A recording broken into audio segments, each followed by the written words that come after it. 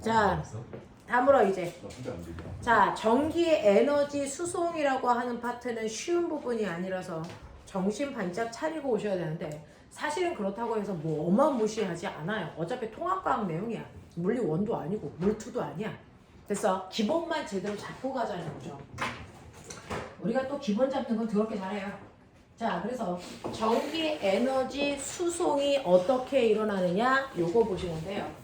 우리가 앞에서 배운 것처럼 우리 인간이 살아가기 위해서는 끊임없이 에너지라는 게 필요합니다. 그래서 그 에너지라는 게 필요해서 우리한테 에너지를 만들어서 전달해 주잖아요. 자, 그러면 에너지를 생산하는 곳이 어디냐면 바로 거기가 발전소예요. 그러면 발전소에서는 인간이 쓸 수 있게 에너지를 뭐한다? 생산한다. 그래서 에너지를 생산해 주는 곳이 발전소인데 그럼 발전소는 그거 먹으라고 준 거고요. 어디 마시러 다녀 여자애가 밤늦게. 자, 에너지를 만들어 주는 곳은 발전소인데 발전소에서 어떻게 에너지 만들어요? 라고 하면 에너지는 이런 식으로 여러분들이 보시면 금속에다가 전선 감아서 자석을 넣었다 뺐다 하면 자기장의 변화 때문에 전류가 만들어진다 그랬잖아요. 됐어? 자석에 의해서 전류를 만드는 원리, 멋진 말로 뭐라 그랬어요? 전자기 유도. 전자기 유도에 의해서 발전소에서 전기 에너지를 생산하고요. 이런 식으로 자석을 넣었다 뺐다 하면서 교류 전류를 만들어내는 걸 우리가 터빈을 돌린다 이렇게 얘기합니다. 그래서 터빈을 돌릴 때는 자석을 움직이는 운동 에너지가 전기를 생산하는 전기 에너지로 전환되는 곳이 발전소예요. 아니요. 요거는 그 뒤에 거 푸시면 돼요. 그래서 전기 에너지를 생산하는데 요거야. 혹시 시험 범위에 얘가 들어간다. 너네는 그러면 다 죽을 거야. 일단은 들어갈 이유가 없을 것 같아. 그래서 일단은 그때는 죽고 한번 수업하면 되죠. 일단은 산전기에. 그래서 전기의 에너지를 만드는 곳이 발전소고 발전소에선 전자기 유도를 이용한다. 근데 자석을 넣었다 뺐다 하기 때문에 이때 생산된 전류는 교류 전류다. 뭐 이런 얘기 했단 말이야. 그러면 이런 식으로 발전소에서 전기를 만들면 그 만들어진 그 전기가 어디까지? 우리 집까지 와야죠. 우리 집까지. 그래서 발전소에서 전기를 생산하시고요. 그 생산된 전기가 우리 집까지 뭐 됩니까? 수송돼서 옵니다. 요 과정이야. 전기 만들어 그걸 수송을 해 우리 집으로 와. 됐어. 이렇게 되는 과정에서 우리는 전기를 쓴단 말이죠. 그러면 선생님 발전소에서는 전기를 생산하는 거군요. 그래서 생산한 전기 에너지를 생산 전력이라고 불러요. 그리고 이게 전선을 통해서 우리 집으로 전달되어 줍니다. 됐어. 자, 전달되어 줄 때 전선이라는 것도 물질이니까 거기에 원자가 있어. 그러면 원자 사이를 뚫고 전자가 이동하기 위해서 충돌을 하게 되잖아. 그러면 이때 마찰에 의해서 전기 에너지 일부가 뭐 되니? 손실돼. 그러니까 전선을 타고 우리 집에 오는 와중에 일부 전기 에너지가 손실된다고요. 그래서 손실 전력이 생겨. 그러니까 예를 들어 발전소에서 100이라는 전력을 만들었다고 쳐. 전력의 단위가 와트예요. 100만큼의 전력을 생산했다고 쳐. 100와트. 근데 그 중에서 전선을 타고 오는 와중에 생각보다 많이 40와트가 손실됩니다. 그러면 손실된 거 빼고 나머지 우리 집으로 나머지를 공급하죠. 공급 전력이 생겨요. 이 공급한 전력 얼마입니까? 60와트예요. 이렇게 되는 거예요. 이게 실제로 일어나는 과정이야. 그러니까 발전소에서 미친 듯이 전기 에너지 만들어. 그래서 만든 전기를 우리 집까지 보내는데 보내는 와중에 마찰에 의해서 일부 손실돼요. 그래서 손실된 걸 뺀 만큼이 우리 집으로 들어오는 공급 전력이 된다. 됐어? 네. 그러면 우리는 첫 번째 이 시스템을 알기 위해서 첫 번째 전력이 뭐예요? 라고 하는데 자, 일할 수 있는 능력은 에너지입니다. 그 중에서 전기도 일할 수 있는 능력이 있어서 전기 에너지라고 하고요. 실제로 전기 에너지라는 것도 단위는 줄입니다. 전기 에너지라고 하는 이 줄값을 우리는 어떻게 구하냐면 이거는 때가 속 비트로 구해요. 전기 에너지 구하세요 라고 하면 하나의 회로도 안에 10V의 전압이 걸렸어. 근데 얘 저항이 2옴이야. 그러면 중학교 2학년 때 배워서 기억이 안 나겠지만 옴이라는 아저씨가 가르쳐준 옴의 법칙이 있어요. 옴의 법칙은 V는 I, R이라는 법칙이에요. 그래서 이때 V는 전압이고요. I는 전류고요. R은 저항입니다. 그래서 전류의 저항을 곱한 값이 전압과 같다 이거예요. 그러면 여기에 걸려져 있는 게 10V라는 전압이고요. 그리고 꼬마 전구의 저항이 2옴. 이 아저씨 이름 딴 거예요. 2옴이에요. 그러면 이때 흐르는 전류는 얼마입니까? 5A. 이렇게 구하시면 돼요. 됐어. 자, 이 5A의 전류가 이 회로도에서 흘렀어요. 얼마 동안? 10초 동안. 그러면 이 회로도에서 사용한 전기 에너지가 얼마입니까? 이렇게 물어보면 여러분들이 보시는 것처럼 V 자리에 10V 넣으시고요. I라고 하는 게 전류니까 전류 자리에는 우리가 지금 구해낸 5A 넣으시고요. 그리고 이 전류가 흐른 T가 뭐냐면 초입니다. 전류가 흐른 시간. 그게 10초라고 했으니까 집어 넣으시면 이거 싸그리 다 곱하시면 500줄만큼의 전기 에너지 썼어요. 그런 뜻이에요. 됐어? 이렇게 구한단 말이죠. 자, 그래서 이 전기 에너지는 총 시간 동안에 사용한 전기 에너지예요. 그래서 총 시간 동안 사용한 전기 에너지를 전기 에너지라고 한다. 이거 비트로 계산한다. 근데 총 시간이 아니고 선생님 1초 동안에 사용하는 전기 에너지가 얼마예요? 우리 엄마가 에어컨 산대요. 에어컨을 살 건데 LG 거 살까? 삼성 거 살까? 와, 예쁜 건 LG가 예쁜데 좋은 거는 삼성 게 좋은 거 같아. 그러면 살 때 구분해야 되는 건 뭐야? 라고 하면 그래서 디자인을 볼까? 가격을 볼까? 뭘 볼까? 실제로 가장 중요한 건 에어컨은 틀 때 전기 얼마 먹어? 이게 더 중요해요. 전기세 열나 많이 나가니까. 그러면 이 전기세 어떤 게 많이 먹어요? 이렇게 물어보면 무식하죠. 왜요? 어느 집은 에어컨을 1시간만 틀고 어떤 집은 24시간 틀면 됐어. 24시간 트는 집이 무조건 전기 많이 먹어요. 됐어. 그러니 그런 식으로 비교할 수 없으니 이 전기 제품을 똑같이 1초 동안 사용했을 때 또는 1시간 동안 사용을 한다면 누가 더 전기세 많이 내야 돼요? 이렇게 본 거죠. 그게 바로 뭡니까? 그게 바로 전력입니다. 전력이라는 건 1초라는 시간 동안에 사용한 전기 에너지예요. 1초 동안에 사용한 전기 에너지라서 그래서 전기 에너지를 초로 나누시면 돼요. 그러면 1초 동안에 사용한 전기 에너지가 나오는데 그 값이 VI로 계산한 값이랑 똑같아요. 됐어. 그래서 LG 에어컨은 전력을 계산했더니 얘 1초 꼽으면 100W 쓴대. 1초에 100줄의 에너지 쓴다. 이 뜻이에요. 근데 삼성 에어컨을 사니까 삼성 에어컨은 500W래. 그러면 얘는 똑같이 1초 꼽으면 500줄의 전기 에너지 쓴대요. 그러면 전기세가 얘가 5배 많이 낸다는 얘기죠. 이런 거예요. 그래서 이게 전력입니다. 1초 동안에 사용할 수 있는 전기 에너지. 그 얘기거든요. 자, 그러면 이런 식으로 전력은 여러분들이 보시는 것처럼 VI로 계산합니다. 이제부터 고등학교스러운 머리 가지세요. 전기 에너지는 총 시간 동안에 사용한 전기 에너지고 전력이라는 건 1초 또는 1시간 동안 사용한 전기 에너지다. 그래서 이 전력의 단위는 와트이고 그래서 이 전력은 전압과 전류를 곱한 값이구나. 근데 옴의 법칙 V는 IR이라고 했는데 그러면 V랑 똑같은 IR을 여기다 집어넣어도 똑같네. 그래서 전력을 구하는 식은 VI뿐만 아니라 여기 V 자리 대신에 IR을 집어넣으면 I 제곱 R로 계산해도 똑같네. 그리고 이거 공식을 전환하면 I는 R분의 V라는 것과 같은 말이에요. 맞아요.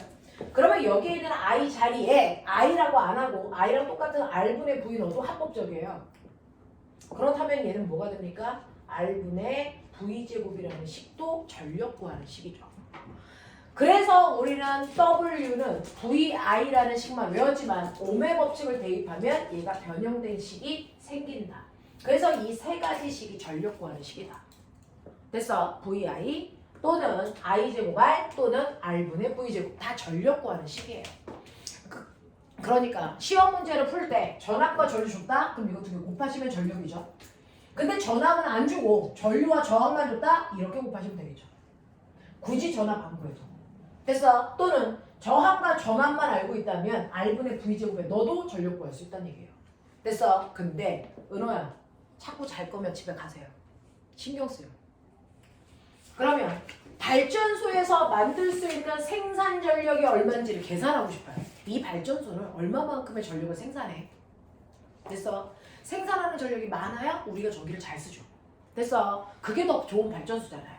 그러면 이 발전소에서는 얼마만큼의 전력을 생산하고 있어? 1시간 동안 이 발전소 돌리면 전기 에너지 얼마 만들어? 이 얘기거든요. 그 만드는 전력은 꼬매가 어떤 식으로만 계산할 수 있는 줄 아세요? VI로만 계산하세요. 발전소에서 만들 수 있는 생산 전력을 구하는 방법은 VI밖에 없습니다. 왜? 발전소, 이 발전하는 과정에는 저항이 없어요. 저항이 없기 때문에 저항이 들어있는 공식으로는 구할 수가 없어요. 됐어? 그래서 머릿속에 넣어라. 생산되는 전력을 구하는 식은 VI밖에 쓸 수 없다. 됐어? 그리고 얘가 전선을 통해서 갈 때 손실되는 전력이 얼마인지를 빼야 우리 집에 얼마만큼 들어오는지 알 수 있잖아요. 손실 전력 구하는 방법은 I 제곱 R만 쓴다. 다른 거 쓸 수 없다. 다른 게 뭔데? 전압 들어가 있는 이 식을 쓸 수가 없어요. 왜? 전선은 저항이 있기 때문에 저항 하나를 지나갈 때마다 전압이 줄어요. 맨 처음에는 10V의 전압을 가지고 전자가 갔어. 여기까지 10V가 왔어. 근데 첫 번째 저항을 지나는 순간 요거 지나가려고 전압을 썼어. 무려 내가 여기 지나갈 때 4V를 썼어. 그럼 지나오고 나면 6V만 남아. 됐어? 그리고 두 번째 저항을 지나갈 때 6V 다 썼어. 그래서 여길 지나오는 순간 0V 돼서 집에 들어가는 거야. 그래서 다시 10V로 충전해서 다시 도는 거야. 이걸 하는 거야. 알겠습니까? 이런 식으로 저항을 지나갈 때마다 전압값은 10이었다, 6이었다, 0이었다 계속 바뀌어요. 그러니까 이 전선에 있는 저항을 하나하나 지나갈 때마다 전압값이 계속 바뀌기 때문에 어떤 전압을 쓸 수가 없어요. 일정한 값을 구할 수가 없다고요, 전압은. 됐어? 그래서 전압 들어가 있는 공식은 못 쓴다. 대신에 이렇게 지나갈 때 전선이 한 줄이기 때문에 이쪽으로 지나가는 전자의 개수는 똑같죠. 전자의 개수가 똑같으니까 여기에 흐르는 전류의 세기가 일정하다는 얘기예요. 됐어? 그래서 전선을 지나갈 때 전류의 세기는 아무리 저항을 100개를 지나가도 전류의 세기 일정. 됐어? 그리고 저항은요? 이건 구할 수 있어요. 중학교 2학년 때 공부를 제대로 하셨어야 되고요. 저항이라는 건 나중에 물리 1에도 나옵니다. 자, 전류의 흐름을 방해하는 성질을 우리는 저항이라고 하는데요. 레지스탕스의 약자 R 쓰고 단위는 옴인데요. 이 저항의 크기를 결정하는 인자가 뭡니까? 4개 있어요. 저항은요. 어떤 물질이냐에 따라 물질의 종류에 따라서 기준 저항값이 달라집니다. 그 기준 저항값을 나이 처먹었으니까 이제 얘기한다. 못 알아들으면 할 수 없어요. 물질의 종류에 따라서 똑같은 두께, 똑같은 길이로 잘라놓고 모든 물질의 표준 저항을 구합니다. 똑같은 두께, 똑같은 길이로 잘라서. 은도, 구리도, 유리도, 플라스틱도 똑같은 두께, 똑같은 길이로 잘라서 표준 저항을 만드는데 그걸 로라고 쓰고 비저항이라고 읽어요. 됐어. 어떤 물질의 비저항 값은 0.5고요. 어떤 물질의 비저항 값은 2라면 얘가 훨씬 더 비저항이 크죠? 저항이 크다는 얘기야. 전류 못 흘러. 이런 얘기야. 알겠어? 이 얘기를 한 거고요. 두 번째요. 똑같은 길이와 두께로 자른다는 얘기는 두께와 길이가 달라지면 저항값이 변한다는 얘기예요. 같은 물질이라도. 그러면 중학교 때 배운 상식 하세요. 길이가 길어져요. 저항이 뭐해질까요? 커져요. 그렇죠. 커져요. 왜? 여기에 있는 원자의 개수가 늘어나니까 충돌할 확률이 늘어나는 거잖아요. 저항이 커진다고요. 됐어. 굵기가 굵어지면 낮아져요. 저항값은 작아집니다. 왜요? 이거는 똑같은 길이면 그 안에 있는 원자 수는 똑같은데 굵어진다는 얘기는 이 사이를 벌린다는 얘기예요. 벌리면 이 사이를 이렇게 벌리면 원자와 원자 사이의 간격이 멀어지니까 충돌할 확률이 줄어든다고요. 느껴야 돼요. 물리는. 암기하지 마시고요. 됐어. 그리고 세 번째는 온도예요.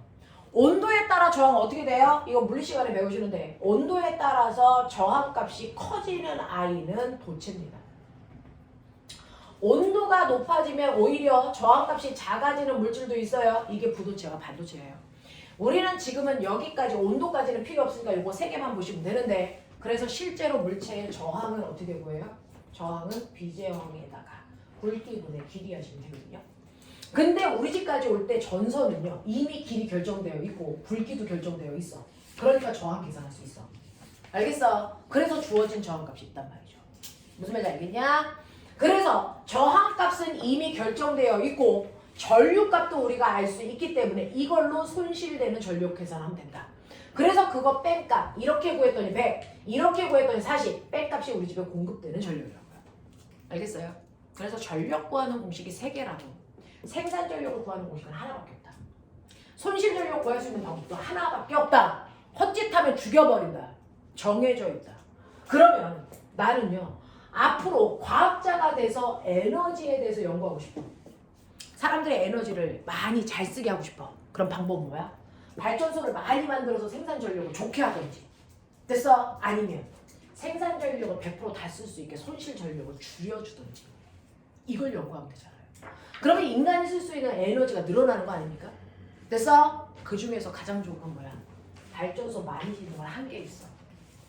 부지가 한계가 있기 때문이야.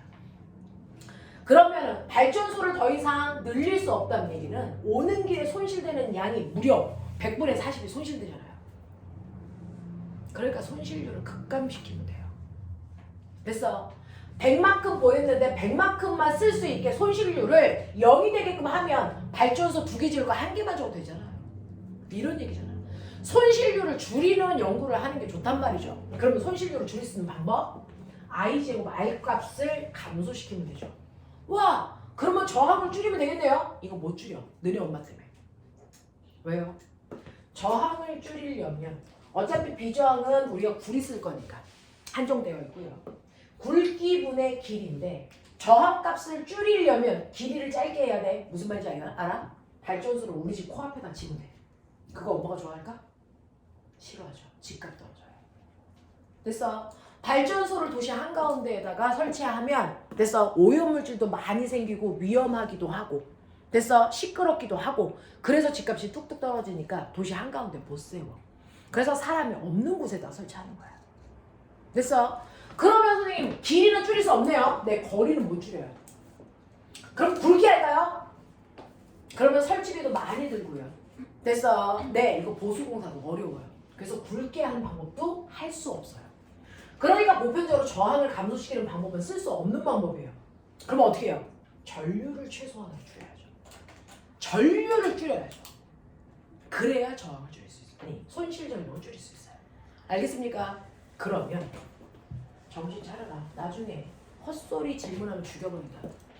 그럼 선생님 전류를 줄여요? 이 발전소에서 생산되는 전력은요. V값이 100이고 됐어. I값이 10이라서 1000W를 생산했다고 치자. 1000W를 생산했다고 치자. 됐어. 지금 발전소에서는 100V에 10A를 만들어서 1000W를 만들고 있어요. 그러면 1000W를 만들고 있는데 전류를 줄여요? 그러면 이걸 1A로 해요? 그러면 이건 100V인데 그럼 100W로 감소하는 거 아니에요? 아니에요. 왜요? 전류가 줄면 전압은 상대적으로 늡니다. 발전소에서 생산되는 전력은 고유한 값이야. 이건 안 바뀌어. 이건 안 바뀌어. 그러니 전력이라는 건 전압에다 전류를 곱하는 건데 얘를 줄인다는 얘기는 얘를 늘리시면 된다는 얘기예요. 그래도 전력은 일정합니다. 알겠어? 그러면 우리 발전소에서 이렇게 만들지 말고요. 이거를 1000V 1A로 만들어도 똑같잖아요. 이렇게 하겠다고요. 전류를 최소한으로 줄이겠다고요. 그래도 생산되는 건 1000W로 똑같다고요. 되겠어요? 네, 전압을 높여주는 거예요. 그러면 전류를 못 줄여요. 그러면 실제로 10A로 보냈을 때 손실되는 건 얼마냐면 10의 전류의 제곱이니까 제곱에 저항은 계산하기 싫으니까 1이라고 쳤자. 그러면 손실되는 게 100 줄어요. 근데 요렇게 보내면 전류가 1이니까 1에 제곱해봤자 1이에요. 거기다 저항 1이니까 곱해보세요. 1이 손실률이에요. 이렇게 돼요. 그래서 전류를 10분의 1로 줄이면 그 손실 전력은 제곱만큼 주니까 100분의 1로 줄어요. 알겠습니까? 이렇게 가는 거예요. 그래서 손실 전력을 최소화하기 위해서 우리는 전류를 줄여야 된다. 아하. 손실률을 급격히 감소시키기 위해서는 전류를 줄이는 방법이 가장 좋은 방법입니다. 전류를 줄이면 손실 전력은 어떻게 되냐면 전류에 됐어. 제곱분의 1만큼 줄어요. 그러니까 전류를 2배 줄이면 손실 전력은 4분의 1로 줄고요. 전류를 3배 줄이면 손실 전력은 9분의 1로 줄고요. 이렇게 되거든요. 그래서 손실 전력을 감소시키는 방법은 전류를 줄이는 방법이다. 그러기 위해서 뭐 해야 된다? 전압을 높여서 보내시면 된다. 알겠습니까? 그래서 우리는 전류를 늘려서 보내서 손실률을 최소화시키는 방법을 사용해야 됩니다. 선생님, 실제로 발전소에서 만들 때요. 얘를 막 움직일 때 만들 수 있는 전압은 사실 한계가 있어요. 무조건 늘릴 수 있는 건 아니고 볼트는 100볼트로 만들어요. 얘를 이렇게 움직여요. 100볼트 생겨요. 그래서 이때 흐르는 전류가 10A였는데 선생님이 손실률을 줄이려고 얘를 1A로 만들라고요? 근데 얘를 1000볼트로 만들 수 있는 방법이 없어요. 그래서 어떻게 하는지 아세요? 만들 때는 그냥 이렇게 만들어요. 그리고 우리 집으로 쏴주기 직전 여기에서 됐어. 이미 만들어진 전압을 높이는 승합 변전소를 한 군데 걸쳐요. 승합 변전소는 전압을 높여주는 곳을 얘기해요. 거기를 걸치면 전압이 높아지면서 전류가 다운돼요. 그래서 우리 집까지 보내는데 문제 있어요. 실제로 우리 집에 그러면 손실률을 줄이기 위해서 전압을 막 높여서 실제로 발전소에서 얼마로 보내는 줄 알아? 10,000볼트로 보내요. 근데 우리 집에서는 얼마 써요? 220볼트 써요. 그래서 실제로 발전소에서는 10,000볼트 정도의 전압으로 보내는데 우리 집은 이거를 220볼트로 순환시켜서 써요. 왜요? 전선에서 감전되면 10,000볼트로 보내면 순식간에 애새끼들 다 죽거든요. 엄청 위험한 거예요. 손실을 줄이기 위해서 어쩔 수 없어서 전압을 높여서 보내는 것 뿐이죠. 전압이 사람한테 닿으면 엄청난 일이 발생을 해요. 그래서 미국 같은 나라에서는 110볼트로 집에 보내요. 왜? 애새끼들 그렇게 장난치라니까. 그래서 저 콘센트에다가 젓가락 2개 꽂고 애새끼들 막 죽잖아요. 됐어. 네, 장난 심해요. 그거 가지고 일어날 수 있는 엄청난 위험들이 있거든요. 그래서 110볼트 쓰는 거예요. 근데 우리나라는 220볼트 쓰잖아요. 왜? 우리나라는 컴퓨터 오락해야 되니까. 전압이 늦게 들어오면 애들이 막 항의하거든요. 220볼트 쓰는 거예요. 됐어. 조금 위험한 걸 됐어. 준현이가 감수하겠대. 그런 거예요. 그래서 우리는 220볼트 쓰고요. 됐어. 지금 막 개발도상국에서 전력 엄청 써야 되는 나라는 330볼트까지 승합시켰습니다. 그래서 위험 부담은 있지만 전류를 빨리빨리 공급해서 회전 속도를 빠르게 하겠다는 거죠. 그렇게 쓰는 거예요. 그럼 어쩔 수 없이 우리는 됐어. 220볼트로 됐어. 집 앞에서는 위험 부담이 있습니다. 1000볼트로 보낼 수는 없어. 됐어. 그래서 발전소에서 보내기 전에는 전압을 높여주지만 코앞으로 와서는 전압을 낮춰줘야 됩니다. 그 낮춰주기 위해서는 또 감압 변전소라는 걸 한 군데 더 걸쳐서 낮춰줘요. 그래서 여러분들 아파트 단지 코앞에 편의점 있죠? 그 편의점 근처에 가면서 보세요. 거기에 1m 정도 되는 회색의 금속 통이 있어요. 여기에 변압기라는 게 들어있어요. 그래서 동네 헝아들이 여기 이렇게 앉아가지고 담배 피면서 장난치잖아요. 여기 10,000볼트 지나가요. 그 새끼 뒤질 수도 있어요. 됐어. 이게 변압기거든요. 이게 실제로 우리 집 코앞에까지 와서 아파트 단지 앞에서 줄여요. 그래야 손실률이 없죠. 됐죠? 그래서 최소 변압기가 2개 필요하다. 발전소 코앞에서, 우리 집 코앞에서. 발전소 앞에 있는 건 전압을 높여주려고. 그리고 우리 집 코앞에서는 전압을 다시 낮춰주려고. 변압기가 2개가 필요합니다. 됐어? 그러면 이러한 변압기는 어떻게 생겼는데? 이거 더럽게 간단해요. 변압기는요. 이렇게 금속 철덩어리를 미음자 모양으로 잘라요. 그래서 여기만 철이 있고 가운데 뻥 뚫려 있는 거예요. 이렇게 되어 있는데 이때 내가 한쪽에 이렇게 코일을 감아요. 코일을 감습니다. 그리고 반대쪽에도 또 다른 코일을 감습니다. 됐어. 이렇게 감는다고요. 이렇게 감아놓고 자 지금 전압이 어디서 와요? 여기서 오고 있어요. 콘센트를 꼽았거든요. 그래서 지금 전압을 넣어주고 있는 쪽에 코일을 1차 코일이라고 읽어요.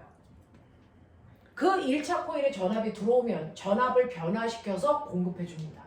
전압을 보내주는 곳을 우리는 2차 코일이라고 해요. 됐어. 그래서 변압기는 1차 코일과 2차 코일이 감겨져 있는 쇳덩어리다. 그 쇳덩어리에서 이제 머릿속에 넣으세요. 1차 코일과 2차 코일의 감은 개수비가 4개와 2개네요. 2대 1이네요.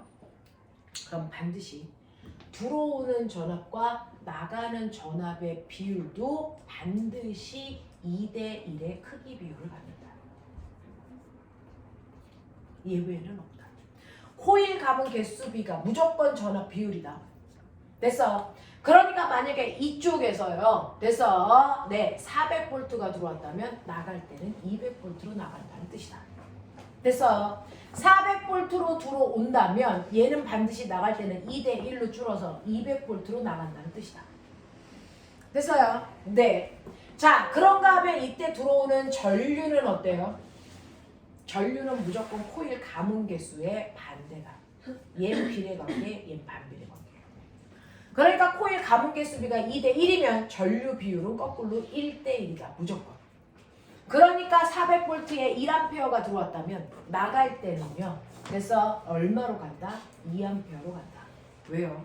그래야 들어올 때 전력과 나갈 때 전력이 항상 똑같아야 되기 때문이에요. 전력은 변하는 게 아니라 전력은 어떻게 구해요? V와 I의 곱이잖아요. V와 I의 곱이잖아요. 이건 변하는 게 아니거든요. 전력의 비율은 코일 감은 개수와 상관없이 무조건 1대 1이어야 돼요. 그래서 이거 곱해보세요. 얼마? 400W. 이거 곱해보세요. 얼마? 400W. 그래서 같잖아요. 됐어. 이런 식으로 준현아 정신 차려. 이런 식으로요. 됐어. 실제로 변압기라는 건 단순하게 코일의 감은 개수만을 다르게 하면 그 원리는 나중에 물리 시간에 배우시고요. 우리는 원리가 필요가 없어요. 그냥 계산만 하면 되니까 통합과학에서는. 됐어. 이런 식으로 코일의 감은 개수를 다르게 하면 그 개수비만큼 전압이 바뀌면서 따라서 전류도 바뀐다. 하지만 전력은 바뀌는 게 아니다. 알겠습니까? 이게 변압기예요. 이런 식의 과정을 거쳐서 우리 집에다가 전류를 보내줍니다. 그러면 지금까지 수업 들었는데 대단히 뜬구름 잡죠? 이걸 이제 하나하나 피부 느껴보세요. 따라와. 헛소리 하면 죽을 거니까 잘 따라오시면 일단은 꼬맹아 보자. 일단은 너네가 보면 248페이지에 15번 펴봐. 248페이지에 15번을 피시면 15번은 선생님이 그려놓은 변압기 구조예요. 그걸 그린 거예요. 자, 이때 1차 코일이 들어오는 쪽, 2차 코일이 변환시켜서 내보내는 쪽입니다. 됐어? 1차 코일과 2차 코일의 그 감은 개수가 15개, 45개 의미 없죠. 1대 3이란 얘기예요. 됐어? 그래서 우리는 실제 감은 개수는 줘도 그걸 간단하게 비율로만 씁니다. 그래서 1차 코일과 2차 코일의 감은 개수비가 1대 3이구나. 이게 1대 3이라는 게 나온 순간 나머지가 쭈루룩 나오셔야죠. 얘도 1대 3이구나. 얘는 3대 1이구나. 얘는 1대 1이구나. 돼요? 이렇게 가져야 되거든요. 이렇게 된다면 이때 여러분들이 보시는 것처럼 1차 코일에 들어오는 전압이 얘는 얼마라고 했냐면 1차 코일의 전압이 60V라고 그랬어. 그러면 나가는 전압 반드시 나와. 180V야. 못 구하면 병신이야. 고일이. 그 다음에 여기에서요. 뭐라고 했냐면 2차 코일의 전류가 뭐라고 했냐면 2차 코일의 전류가 21A라고 했어요. 전류의 비는 3대 1이잖아요. 그러면 처음에 들어올 때 전류는 얼마예요? 63A였죠. 맞냐? 이렇게 됐다고요. 그러면 이걸 곱한 게 전력이죠. 됐어? 네, 이렇게 나온다. 그래서 여러분들이 보시는 것처럼 1차 코일과 2차 코일의 전류, 전압 구할 수 있어요. 되겠어? 이거 돼? 하겠어? 이걸 응용한 게 14번이야. 14번 문제가 더 어려워요. 문제 읽어.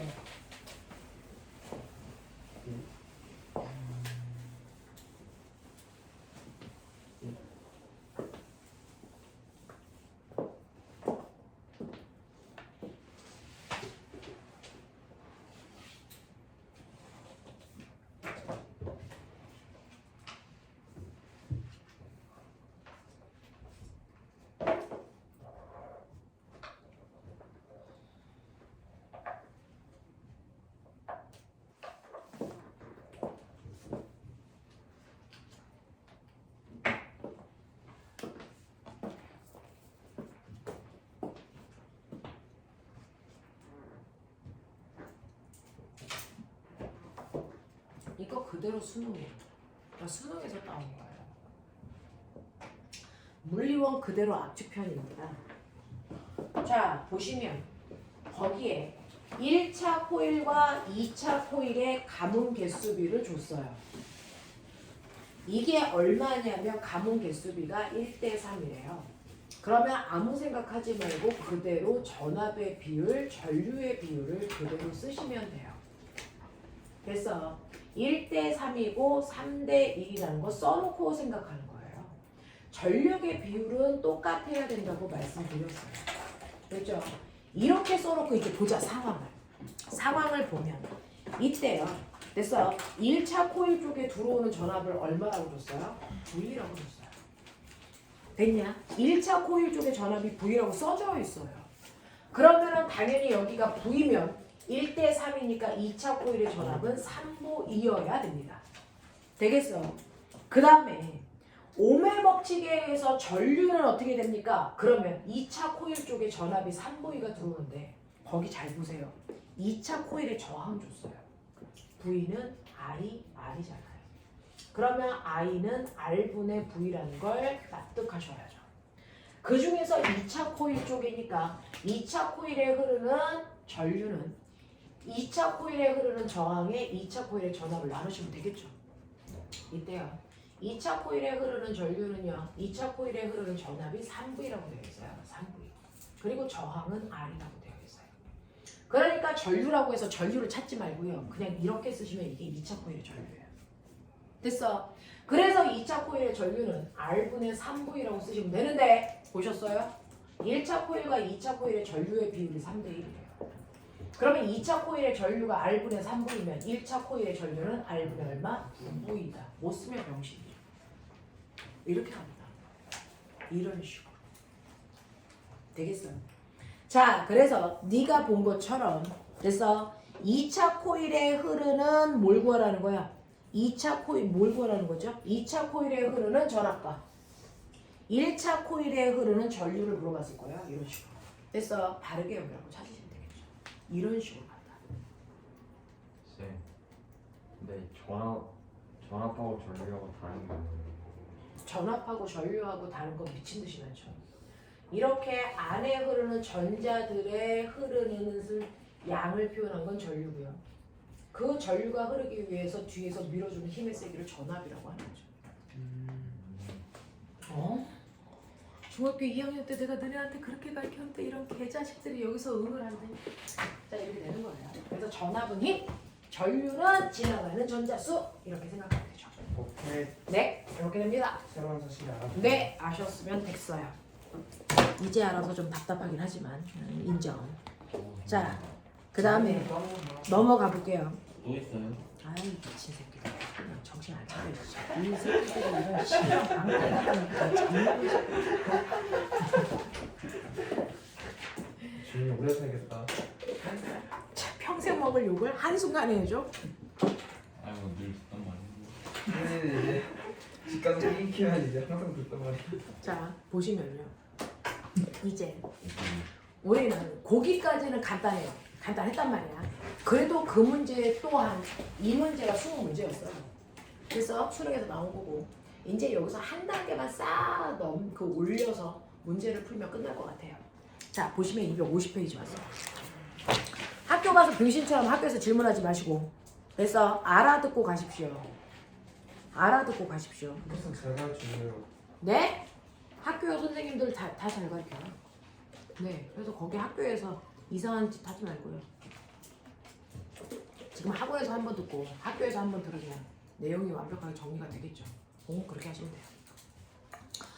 자, 보시면 너네가 가지고 있는 것처럼 4번, 5번, 6번, 7번, 8번 다 싸그리 같은 유형이야. 이 유형 다 수능에서 뽑아온 거야. 그래서 그 중에서 4번 봐. 2018년도 11월달 교육청 17번이나 되는 문제야. 느낌 잡았죠, 그죠? 난이도 어떨지 느껴지죠? 17번이야. 어느 때문에 해볼게요. 고3 거예요? 네? 고1 거예요? 고에 모의고사 할까? 물리 원이라고요. 까비. 네? 아, 네. 그림은 변전소에서 저항값이 같은 송전선 A와 B가 있어요. 송전선 A와 B의 저항은 둘 다 R로 똑같대요. 자, A, B를 통해서 각각 손전하는 모습을 나타낸 것이고 A, B에 흐르는 전류의 세기를 I, 2I로 합니다. 됐어. 그러면 A, B의 손실 전력 얼마니? 우리 손실 전력 구하는 식 외워 빨리. 뭐였어? 굴곡에서 손실된 거 빼는 미친 새끼야. 아이, 손실 전력 구하라잖아. 손실 전력. I 제곱 R 제곱 손실 전력 구하는 식 외우라 그랬지. 그 자리에서 공부해버려.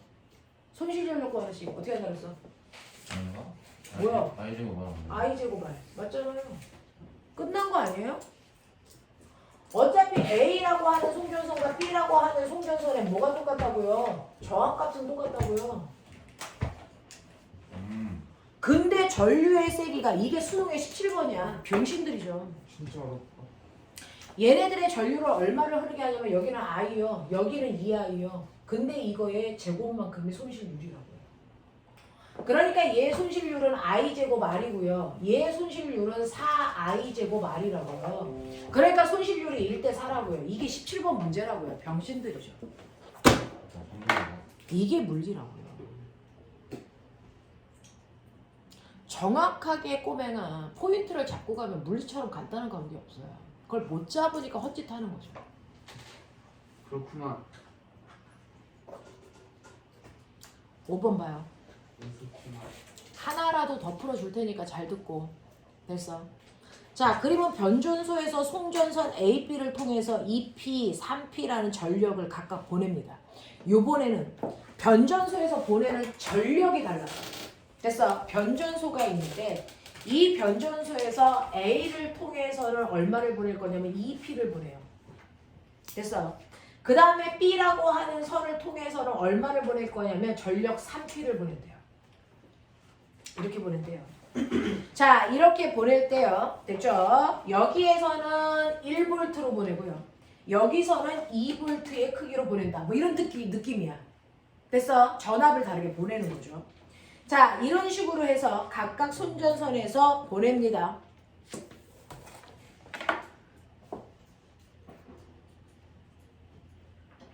송전선에서 손실되는 전력이 A가 B의 2배래요. 송전선에서 손실되는 전력이 A가 B의 2배래요. 그러면 손실 전력을 P0라고 할게요.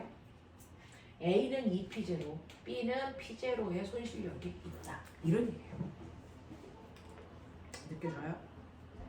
예. A, B의 저항의 크기가 얼마니? A와 B에서의 전선의 저항의 크기가 얼마니? 라고 하는 비율 구해줘. 생뚱맞죠? 꼬매야 잘 봐. 우리 전력 어떻게 구한다 했어? 와트는 전압 곱하기 뭐라 그랬어? 전력. 블라이 튀었나? 뭐? 아 그건 전기 에너지고 전력은 VI고. 아 어려워. 자꾸 할 거야. 됐어. VI. 됐어요. 자, 그래서 구할 건데요. 첫 번째 보세요. 첫 번째 발전소 A 거 보세요. A 발전소에서 전력 얼마 보내냐면 2P 보내요. 됐어. 전력 2P 보낸다고 저기 써 있어요. 천천히 하세요. 그랬을 때 얘 전압 얼마라고 줬냐면 V라고 줬어요.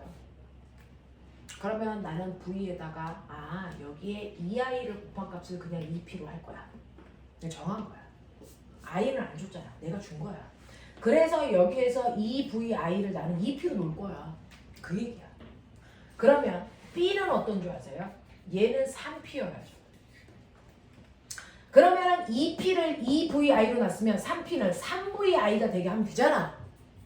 그렇죠? 네. 그랬을 때 얘 전압이 얼마냐면 2v예요. 그러면 여기에다가 몇 i를 곱하면 3vi가 되니? 2분의 4. 2분의 3i를 곱하면 되죠. 예. 이렇게 된 거야. 그러면 이렇게 보낸다. 아하, 이 새끼 2i 가네. 이 새끼 2분의 3i 가네. 됐니? 근데 손실 전력은 이제 왔죠. 손실 전력은 어떻게 구한다고? 여기 써 있잖아요. 손실 전력은 i제곱 r로 구한다. 같은 문제 하고 있어요. 그랬을 때 A의 손실 전력이 얼마라고 줬어요? 2P0. B의 손실 전력 얼마로 줬어요? P0. 이렇게 줬잖아요. 근데 전력은 i제곱 r이니까. 됐어. 나 여기 첫 번째 여기 회로도는 2i 흘러요. 그거에 제곱한 값에 됐어. RA를 곱한 값이 2P0 나오게 해주면 돼요. 납득이 되니? 요 얘기죠. 그 다음에 두 번째는 전류가 2분의 3i인데 이거에 제곱한 값에 여기에 저항 RB를 곱해서 요 비율이 나오게 하면 되는 거잖아요. 맞아요. 그러니까 요거 곱한 값과 요거 곱한 값의 비율이 몇 대 몇이다? 2대 1이다. 알겠어요? 이거. 아하. 그러면 뭐? 그럼 이거 계산하면 얼마야? 이거 계산하면 얼마야? 4i 제곱 RA. 맞죠? 이거 계산하면 얼마예요? 4분의 9i 제곱 RB. 요 비율이 몇 대 몇이라고요? 2대 1이라고요. 됐어? 2대 1이라고요. 아 그래? 그러면 이렇게 계산하면 되네. 돼갔어. 돼갔어. 그러면 2분의 9i 제곱 RB는 됐어. 4i 제곱 RA죠. i 제곱 똑같으니까 날릴 거예요. 통분하려고 2 곱할 거예요. 그러면 여기 8 나오죠. 맞아요. 그러면 값이 똑같으려면 9, 8이니까 여기 얼마? 8, 9 곱하면 되겠죠. 그래서 RA 대 RB의 비율이 몇 대 몇이다? 9대 8이다. 되겠냐? 이렇게 가는 거야. 요거 하나만 제대로 풀면 되고요. 항상 여기에서 요 정도의 난이도가 나와요. 요 문제 하나는 여러분들이 풀 수 있을 때까지 계속 공략. 근데 그렇게 어렵지 않아. 그래서 여러분들이 그동안 중학교 공부와 과학, 고등학교 공부의 차이점은 과학에서는요. 미지수 이용하는 거예요. 이렇게 미지수를 이용해서 여러분들이 부호 계산으로 들어가시는 거예요. 그럼 처음엔 낯설어서 막 이렇게 이렇게 해서 막 되게 어려운데 숫자가 있을 때보다 약분할 이유도 없고 곱할 필요도 없어. 훨씬 더 간단해. 그래서 과학하는 사람들은 이렇게 미지수 문자로 계산해서 나중에 됐어 다 정리한 후에 그 값을 대입하는 걸 쓰죠. 처음부터 숫자 막 넣어서 곱하고 나면 의지를 안 한다. 그러니까 문자 계산이 훨씬 편하니까 문자 계산에 익숙해지셔야 돼요. 자, 그래서 이 부분은 쉽다고는 안 했어요. 하지만 할 수 있거든요. 그래서 요 문제 반복해서 계속 됐어 할 수 있을 때까지 반복해 풀어야 요번에 점수가 나옵니다. 너네가 배웠지만 여기에서 제일 어려운 거 뭐야? 엘리뇨 하나 그리고 요거 두 개 잘 건너가면 끝난 거야. 알겠어? 네 여기서 문제에 다수 나올 거예요. 이거 잘 건너가셔야 돼요. 알겠냐? 네. 여기까지 할 테니 여기 앞부분에 빠져있는 거랑 흑백 다 푼 상태로 학원에 오십시오. 근데 엘린이랑 이거 하면 시험 보면 끝 아니에요? 맞아요.